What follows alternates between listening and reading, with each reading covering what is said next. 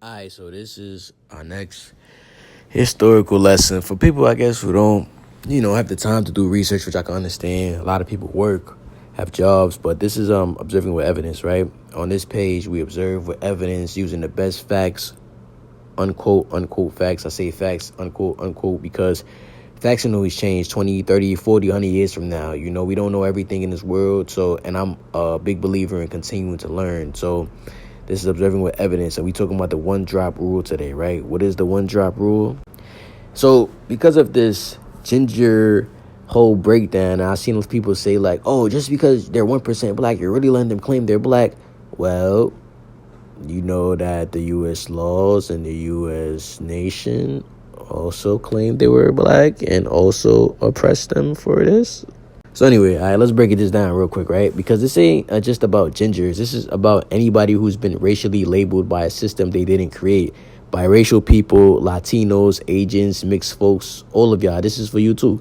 So did you know there was a law in America starting as early as 1662 and encoded into state laws by 1685 that said anyone with just 1% African ancestry was legally considered black?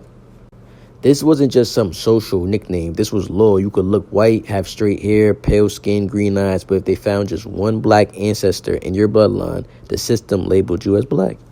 So what that meant, right? This meant that you couldn't vote. You couldn't own land in some states. You couldn't marry legally white people. You were locked out of schools, property, wealth, all because of one ancestor. From 1685 all the way to the late 1980s, this was a federal practice in state law. Even into the civil rights era, states like Louisiana, Virginia, and Arkansas were still enforcing it. And let's keep it real, this didn't just hit African Americans. It affected biracial folks, Asians, Latinos, Native Americans, even European groups like the Irish and the Italians, who were once called not white enough. And yes, even some gingers with African bloodlines were placed under this label. So all that talk about gingers aren't black. Some of them who do have more than 1% or do have the 1%, check your research, check your receipts. So why this still matter today? So before you clown somebody's identity or gatekeep who gets to sit at your cookout, the system already decided for centuries who was black enough to be oppressed. And it wasn't based on skin tone, it was based on bloodline, bro. So that's why I be saying, like, a lot of y'all with the color thing don't understand the whole social construct of it. So whether you got dark skin, freckles, slanted eyes, or red hair, if you stand for love, truth, and unity, welcome to the family. You've been part of the party, whether you didn't know or not.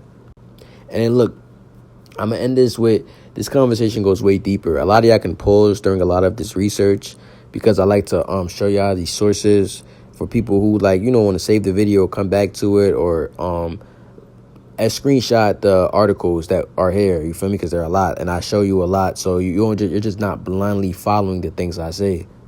But because, like, yes, race has been weaponized to oppress melanin people and other so-called minorities for centuries, race itself is a social construct, y'all. And I'm gonna create a video about this soon after this, maybe in a couple of days.